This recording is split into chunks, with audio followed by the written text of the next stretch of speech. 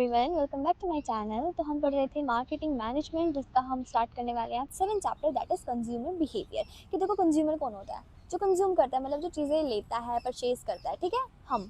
हम लोग। और हमारा बिहेवियर कोई सोच समझ सकता है? कोई भी नहीं समझ सकता। सो इसमें पढ़ते हैं कंज्यूमर बिहेव कैसे करता है, मतलब अकॉर्डिंग टू रीजन कैसे करता है, अकॉर्डिंग टू सीजन कैसे करता है, अकॉर्डिंग टू रीजनल कैसे करता है, अकॉर्डिंग टू कंट्री वाइज कैसे करता है। तो अभी इस पूरे चैप्टर में ये पढ़ने वाले हैं कि जो कंज्यूमर है वो कैसे बिहेव करता है on a particular situations, and क्या क्या थ्योरीज वगैरह हैं, और कैसे कैसे जो हमारे प्रोड्यूसर्स होते हैं कैसे हैंडल करते हैं सब चीज़ें। सो चलिए शुरू करते हैं। So start from the introduction. Consumer play a vital role in the development of the economy at local, national and international level। देखो कंज्यूमर कहाँ कहाँ तक पहुँच चुके हैं। कंज्यूमर हमारे local, national and international level तक पहुँच चुके हैं और डेवलपमेंट के लिए बहुत इंपॉर्टेंट रोल करते हैं। So understanding consumer behaviour is challenging but essential in dynamic environment. देखो चैलेंजिंग तो है, बट हमारे डायनेमिक इन्वायरमेंट में समझने के लिए बहुत इंपॉर्टेंट है। So successful innovations happen in market that understand and attempt to satisfy the customer efficiently. देखिए सक्सेसफुल इनोवेशंस वही होते हैं जो मार्केटिंग में आते हैं और अटेम्प्ट करते हैं कस्टमर की नीड्स को सेटिस्फाई करने के लिए। So knowing consumer behaviour helps business make better decision to serve customer and grow. अगर आपको पता होगा कंज्यूमर बिहेवियर कैसा है, तो बिजनेस को अच्छे डिसीजन लेगा, कंज्यूमर को अच्छे से सर्व करेगा एंड ग्रो करेगा। So meaning and definitions of consumer behaviour क्या कहती है? Meaning, consumer behaviour is a study of how individual decide to spend their available resources. देखो कंज्यूमर बिहेवियर क्या होता है? एक ऐसी स्टडी होती है जहाँ पे हम पढ़ते हैं कि एक इंडिविजुअल कैसे डिसीजन लेता है अपने अवेलेबल रिसोर्सेज को स्पेंड करने के लिए। मतलब मैं बैठी हूँ, मुझे प्रोड्यूसर आके इवेलेट करेगा कि हाँ इनका डिसीजन ऐसे होगा, तो उसकी जो प्रोसेस होगी ना मुझे इवेलेट करने की, मुझे अंडरस्टैंड करने की, तो उसको बोलते हैं कंज्यूमर बिहेवियर। कि एक ऐसी स्टडी है जहाँ पे हम इंडिविजुअल के बिहेवियर को स्टडी करते हैं कि वो कैसे अपने रिसोर्सेज को स्पेंड करेगा, जैसे मेरा time, money, efforts on various consumption related items. Definitions क्या बोली है? The behaviour displayed by the consumer in search of purchasing, using, evaluating and disposing the product और services that expect the satisfy their need, की जो उनकी need को satisfy कर सकता है। एंड उनका ऐसा बिहेवियर, ऐसा प्रोडक्ट की सर्च में वो जो निकलते हैं। Then second one, that is it involves a decision making process of individuals. में डिसीजन मेकिंग प्रोसेस आते हैं अकॉर्डिंग टू कि मैं कौन सी चीज़ से ज़्यादा सेटिस्फेक्शन मिलेगी। सो इनका परचेज डिसीजन होता है, जैसे कि उनकी डिमांड, रॉ मटेरियल, सबको इफेक्ट करता है। देखो कंज्यूमर बिहेवियर ना प्रोडक्शन को हर चीज़ में डिफेक्ट करता है। मान लीजिए हमने वो डिमांड ही नहीं करा जो उन्होंने बनाया, तो उनको काफ़ी ज़्यादा लॉस हो जाता है काफ़ी हद तक। देन अब पढ़ते हैं next page, that is who, why, when. तो देखो हु में आएगा कि कौन खरीदेगा, why in the sense why do customer want a particular brand, की उन्हें क्यों चाहिए वो चीज़, वैल्यूज़ क्या है, और व्हेन कि कब चाहिए उनको। फिर आ जाता है when, like discover, explore, buy, use, engage, कैसे कैसे, कि what question arises, what content की क्या है, वेयर चैनल। देखो यहाँ पे ना नीचे लिखा है बेटर अंडरस्टैंडिंग के लिए कि हु बायज प्रोडक्ट और सर्विसेज, कौन खरीदेगा goods and services. Then who makes a decision to buy product, कौन डिसीजन ले रहा है, कौन इन्फ्लुएंस ले रहा है डिसीजन होके, देन कौन इन्फ्लुएंस होकर डिसीजन ले रहा है। देन जो कंज्यूमर है वो क्यों बाय करेंगे, उनकी नीड कैसे सेटिस्फाई होगी। देन वे कहाँ जाएंगे प्रोडक्ट सर्विसेज लेने, वे कब खरीदेंगे, कैसे लेंगे, कौन से फैक्टर्स लेंगे। तो इन सब चीज़ों के बारे में पढ़ता है। सो अभी ये तो क्वेश्चन था, वैसे मुझे ज़्यादा खास नहीं लगा। ये पढ़ता है नेचर ऑफ कंज्यूमर बिहेवियर, कि जो नेचर है क्या है कंज्यूमर बिहेवियर का। तो first is influence by various factor. देखो हम तो किसी के भी इन्फ्लुएंस में आ जाते हैं, तो वेरियस फैक्टर्स हैं। तो जैसे कि सोशल फैक्टर्स क्या है, कल्चरल। तो सोशल जैसे कि सोसाइटी में क्या हो रहा है, कल्चरल, हमारे यहाँ तीज पे हरा पहनते हैं, तो ये कल्चरल आ गया। साइकोलॉजिकल कैसा है, मेरा मूड अच्छा है तो मैं ग्रीन कलर पहनूंगी, ऐसे आ गया। पर्सनल कैसा है कि मेरा तो मन है मैं तो ऐसे पहनूंगी। इकोनॉमिक फैक्टर्स क्या आ गया कि हाँ आजकल ज़्यादा ऐसे इन्फ्लेशन हो रहा है, तो हाँ to be bold and rich, ऐसे इकोनॉमिक फैक्टर्स आ जाते हैं कंज्यूमर बिहेवियर में। देन सेकंड आता है undergoes constant change. Constant change होता है, आज ये पहन के जा रहे हैं कल वो पहन के जा रहे हैं। Customer preference according to trends, habits over time change होते रहते हैं। Then varies from consumer to customer. मैं पिंक कलर की ड्रेस पहन के आई, मेरी फ्रेंड ब्लू कलर की पहन के आई है, तो कस्टमर टू कस्टमर चेंज होता है। देन इन यूनिक नीड्स होती है, प्रेफरेंस, कस्टमर पैटर्न्स अलग होते हैं। Varies from region to region, country to country, country to country regions अलग होते हैं। जैसे कि राजस्थान में वो वाइट वाली चूड़ियाँ पहनते हैं ना ऊपर तक, रीजन टू रीजन हिमाचल में वो नहीं पहनते हैं।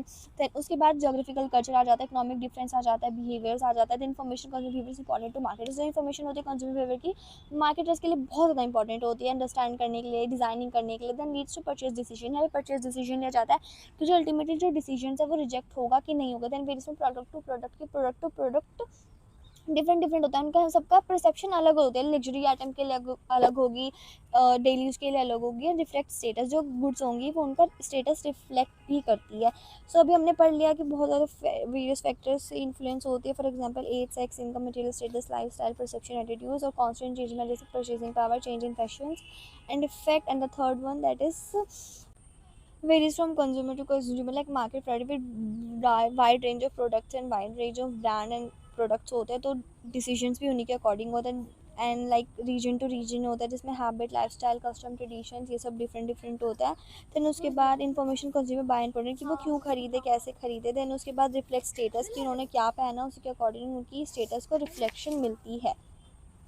तो अब पढ़ते हैं सिग्निफिकेंस ऑफ कंज्यूमर बिहेवियर कि जो कंज्यूमर बिहेवियर उसकी क्या सिग्निफिकेंस है। तो first is helps in matching and meeting the consumer needs. अगर आप समझोगे ही नहीं तो आप अपनी प्रोडक्ट को कैसे मैच करोगे उनके डिमांड से। तो पहले आ जाता है कि आप कस्टमर नीड्स को मैच करने के लिए। Then understand behaviour helps in companies to get right product the right satisfy the consumer needs कि उनकी प्रोडक्ट के लिए सूटेबल चाहिए होता है। Then second one that is helps in marketing segmentation. Marketing segmentation के लिए बहुत ज़्यादा इंपॉर्टेंट होता है। जो कंज्यूमर बिहेवियर होता है हेल्प करता है डिवाइड करने में कंज्यूमर सेगमेंट की कैसी on the based of needs कैसी है, प्रेफरेंस कैसे है, बिहेवियर पैटर्न्स कैसे हैं। Then third one helps in product positioning कि प्रोडक्ट पोजिशनिंग कैसे रखना है। Enable form position their product effectively consumer mind by understanding what matters the most to them कि उनके लिए क्या सबसे ज़्यादा ज़रूरी है। जो ज़्यादा ज़रूरी होगा वही वो ज़्यादा बनाएंगे। Then fourth one that is helps in development of new product कि जो न्यू प्रोडक्ट है इंटरनेशनली कैसे करना है, कैसे नहीं करना है। Then next one that is provide inside consumer material need to innovative कि क्या इनोवेटिव है क्या है।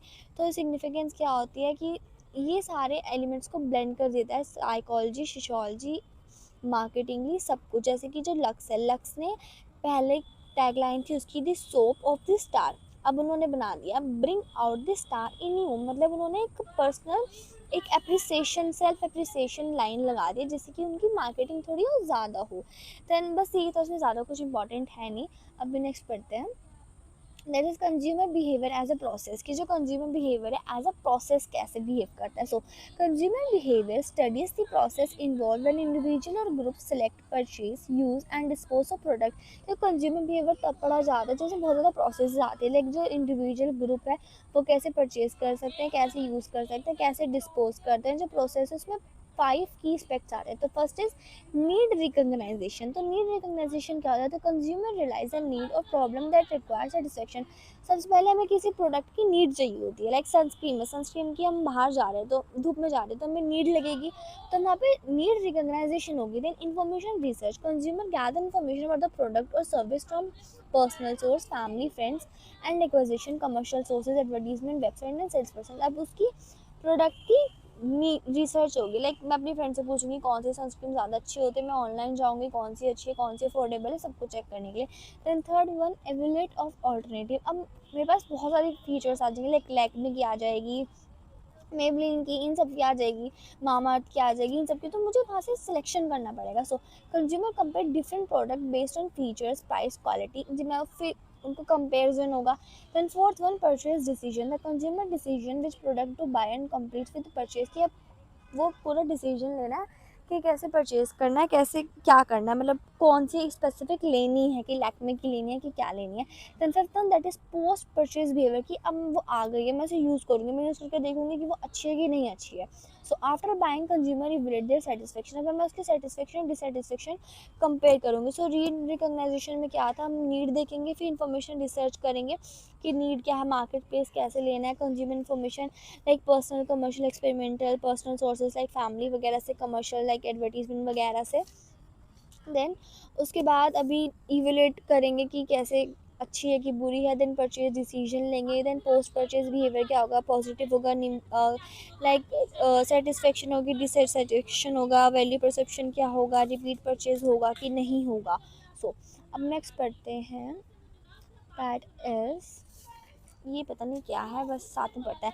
So buying decision process, stages in consumption and process के पूरे स्टेजेस के साथ पढ़ लेते हैं कि क्या है। सो पहले जाती है हमारे पास नीड, इसे थोड़ा फ्लिप कर लेना फ़ोन को। Need recognization, information research, evaluating. Consumer के पर्सपेक्टिव पता लगता है इससे। नहीं नहीं सही है ये, हाँ ये सही है ये। तो पहला जाता है need recognization, information research and evolution of alternative. ये तीनों चीज़ों से मिलके क्या बनता है, कंज्यूमर पर्सपेक्टिव। किसका क्या पर्सपेक्टिव है कि जो कंज्यूमर है वो कैसे डिवाइड करेगा, कैसे डिसाइड करेगा कि उसे प्रोडक्ट कैसे लेना है, किसको बेस्ड इंफॉर्मेशन चॉइस वो कैसे होगी। फिर उसके बाद मार्केटर पर्सपेक्टिव क्या होगा कि जो कंज्यूमर है उसका क्या एटीट्यूड है उस प्रोडक्ट के लिए और कैसे उसको चेंज करना, वो कैसे उसको कंज्यूम करेगा, ठीक है। फिर उसके बाद परचेज डिसीजन होगा। इससे क्या पता लगेगा कि जो stressful is acquiring product stressful और प्लेजेंट एक्सपीरियंस की जो प्रोडक्ट है वो कैसा है, उसको अच्छा लगा कि बुरा लगा है।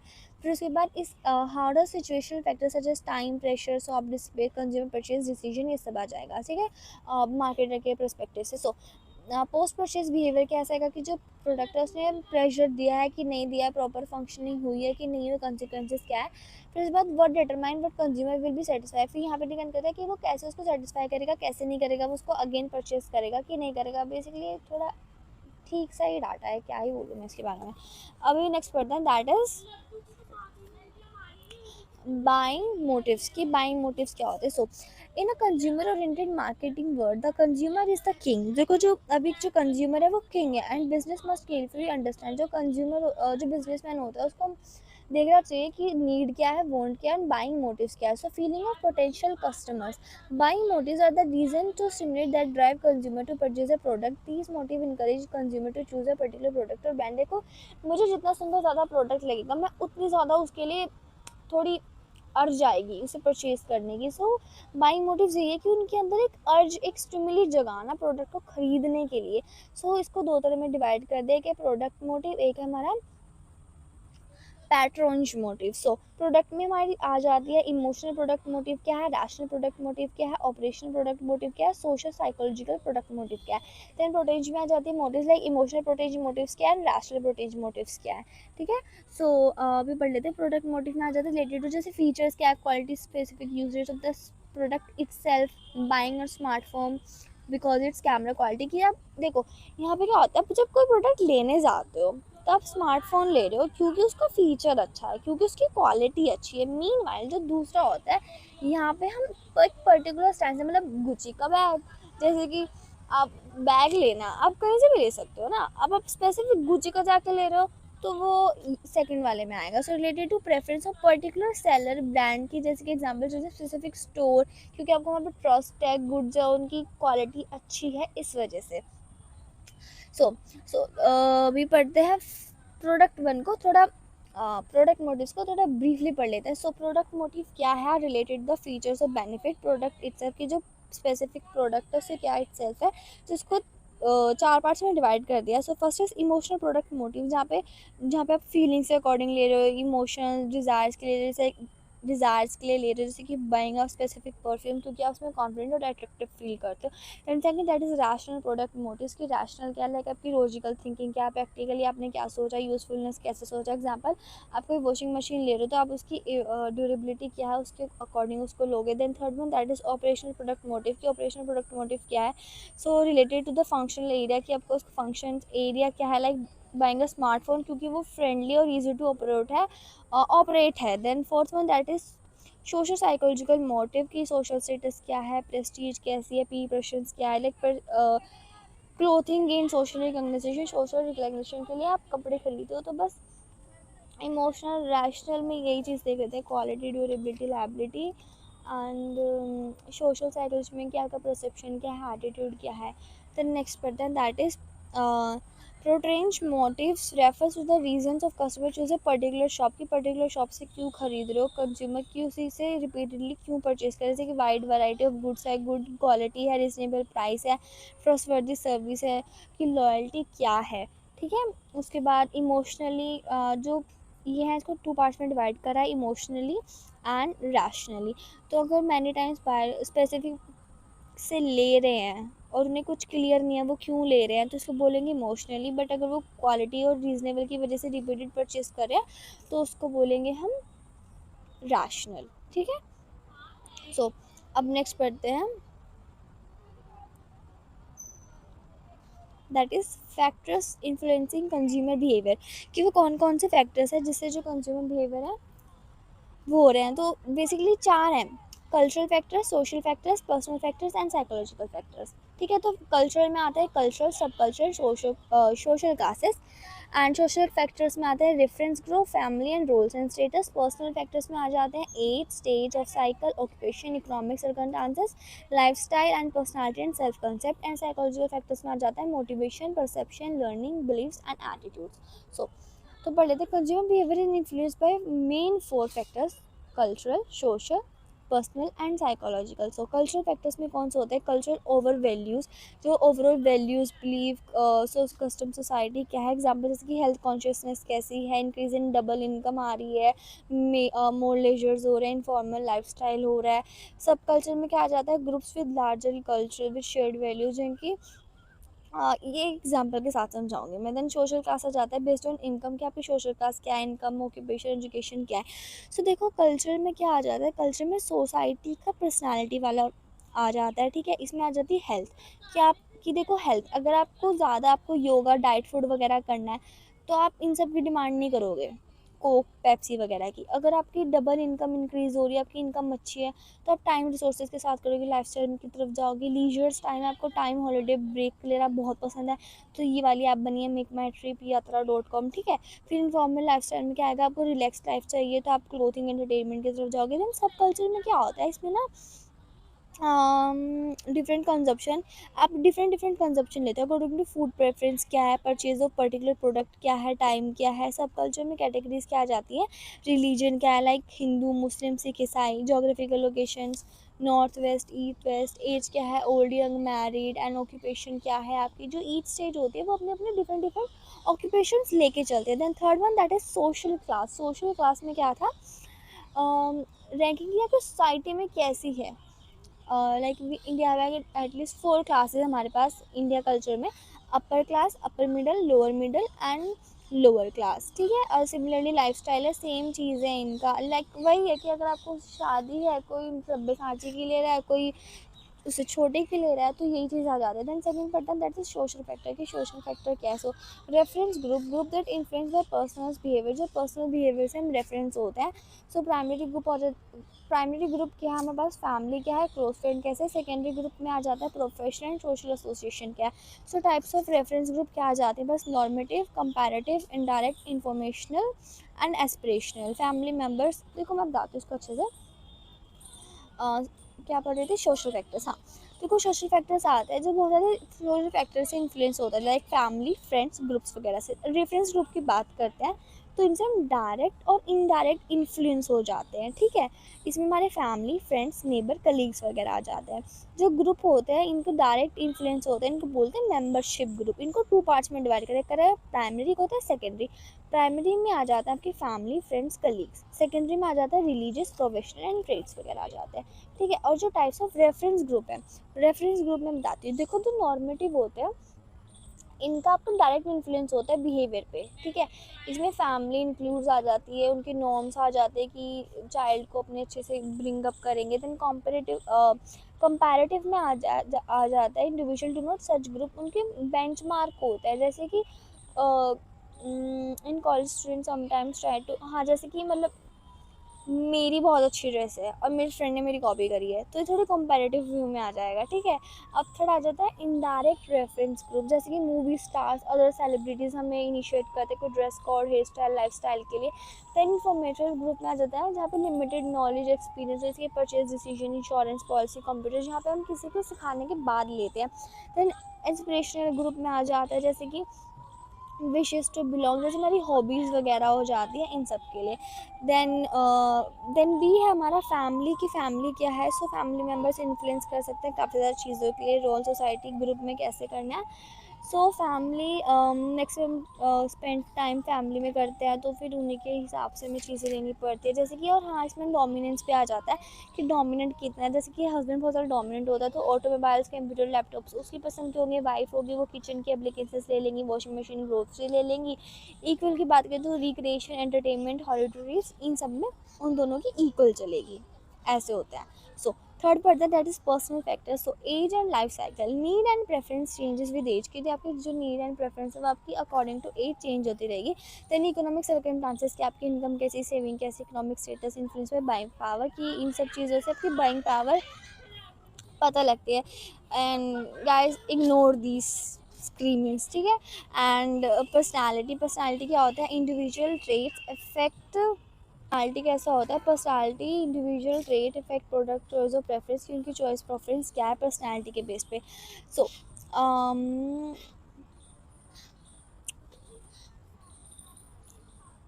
पर्सनल फैक्टर्स, देखो पर्सनल फैक्टर्स में आते हैं पर्सनल कैरेक्टरिस्टिक्स कैसे हैं, आपकी एज, ऑक्यूपेशन कैसे है. तो इस लाइफ स्टाइल की बात करते हैं, आपको जंक फूड ज़्यादा पसंद है तो वो बच्चे खाते हैं और बड़े लोग ज़्यादा नहीं खाते. लाइफ साइकिल कैसी है, आपकी प्रायोरिटीज़ कैसी है. और इकोनॉमिक सर्कमस्टांस से बात करते हैं कि आपकी रेगुलर इनकम कैसी है, सेविंग कैसे है, एसेट्स वगैरह कैसे और कंसिडरेशन कैसा है. देन थर्ड सी की बात करते हैं जाते हैं पर्सनैलिटी. देखो जो पर्सनैलिटी होती है सबकी डिफरेंट डिफरेंट होती है, वो उन्हीं के अकॉर्डिंग अपना सामान खरीद, जैसे कि इंट्रोवर्ट, एक्सट्रोवर्ट कैसे कैसे सामान खरीदते हैं. देन जो लो ओपन माइंडेड होते हैं वो न्यू प्रोडक्ट नहीं खरीदते हैं. जो ओपन माइंडेड होते हैं वो न्यू प्रोडक्ट खरीद लेते हैं, जो नहीं होते हैं वो नहीं खरीद पाते हैं. Then fourth one that is psychological factors, की साइकोलॉजिकल फैक्टर्स कौन से होते हैं, मोटिवेशन की driving force behind consumer behaviour, कि जो साइकोलॉजिकल की इनकी मोटिवेशन के लिए लेते हैं. देन परसेप्शन, परसेप्शन में क्या आ जाता है, how a consumer interrupt information includes, कि परसेप्शन में कि को इन्फॉर्मेशन कैसे इंटरप्ट करेगा, इसमें क्या क्या आता है. सिलेक्टिव परसेप्शन आ जाता है, फोकस ओनली सर्टेन इन्फॉर्मेशन, जो सिलेक्टिव परसेप्शन पे यहाँ पे सिर्फ सर्टेन इन्फॉर्मेशन पे फोकस करता है. रिटेंशन मतलब यूजफुल इन्फॉर्मेशन, लर्निंग मतलब experience and influence future behaviour कैसे करेगा. देन बिलीव्स एंड एटीट्यूड, की उसकी opinion and feelings toward this specific thing. So psychology में यही है कि उसका कैसे परसेप्शन, लर्निंग, एटीट्यूड्स कैसे, मोटिवेशन की वो कितना मोटिवेट है इंडिविजुअली, वो कितना एक्शन ले सकता है, उसकी क्या नीड एंड वांट है, वो कैसे लव एक्सेप्टेंस टीम करेगा. देन जो हमारी नीड्स होती है वो इंटरेस्टिक एंड एक्स इंटरेस्टिक हो सकती हैं. जो परसेप्शन है कि उसकी क्या थिंकिंग है, क्या उसने जज वगैरह कर रखा है उस प्रोडक्ट को लेके. देन लर्निंग वगैरह. देन बिलीव्स एंड एटीट्यूड्स हैं, कि क्या एटीट्यूड्स है, क्या उसमें रिलेशनशिप, बिलीव्स, एटीट्यूड्स क्या क्या हैं किसी भी चीज़ को लेके. देन अब नेक्स्ट पढ़ते हैं that is new dimensions of consumer behaviour, कि जो कंज्यूमर बिहेवियर उसके कुछ न्यू डायमेंशंस भी हैं. सो न्यू डायमेंशंस कौन कौन से हैं. So first is consumer materialising, कि refers to importance of consumer give according to and only material possession. Example buying luxury goods and show status to success, जहाँ पे वो मटीरियल की तरफ ज़्यादा हो, जैसे कि वो कोई लग्जरी गुड खरीदेगा जिससे उसका स्टेटस पता लगता है. Then second that is fix consumer behaviour, consumer tend to stick on familiar brands, कि वो एक पर्टिकुलर ब्रांड के ऊपर टिका ही रहेगा, वो ऑल्टरनेटिव लेगा ही नहीं. जैसे कि सेम टूथपेस्ट हम लेते रहते हैं, सेम सॉफ्ट ड्रिंक लेते रहते हैं. Then compulsive comparison consumption behaviour क्या होता है, एक्सेसिव और uncontrollable buying habit driven by emotional needs, यहाँ पे हमारी इमोशनल नीड से लेते हैं. Example shopping as way as relief stress, जैसे कि फील प्रेशर, अगर आपको अच्छे से फीलिंग के लिए अगर आप शॉपिंग कर रहे हो तो. सो इसको भाई बुक से पढ़ लेते हैं, बस ये सही है. हाँ ऐसे ही है. For example consumer have addition aspects same. अब बस लास्ट टॉपिक पढ़ लेते हैं. देखो कंज्यूमर एथनोसेंट्रिज्म क्या होता है. अगर देखो मैं अपने इंडिया से इतना प्यार करती हूँ तो मैं इंडिया के ही प्रोडक्ट लूँगी, तो यहाँ पे आ जाता है. सो प्रेफरेंस फॉर डोमेस्टिक प्रोडक्ट, हम मैं सिर्फ प्रेफरेंस दे रही हूँ सिर्फ डोमेस्टिक प्रोडक्ट हो, फॉरेन वालों को तो देख भी नहीं रही हूँ. तो मेरा लोकल बिलीव है ये, ठीक है. So example choosing locally made cloth, मैं electronic instead of important brands की, मैं इम्पोर्टेड गुड्स नहीं ले रही हूँ, मैं सिर्फ लोकली ले रही हूँ जो हमारे यहाँ के मैनुफैक्चर है. सो ये मेरा बिलीफ है पर्सनली. तो इसको बोलते हैं consumer इथनोसेंट्रेशन, ethnocentrism. So yeah, that's for chapter number 7, that is consumer behavior. So I think semester में इतना ही आएगा और अभी के लिए इतना ही करते हैं हम. So see you next video. Until the next video, take care.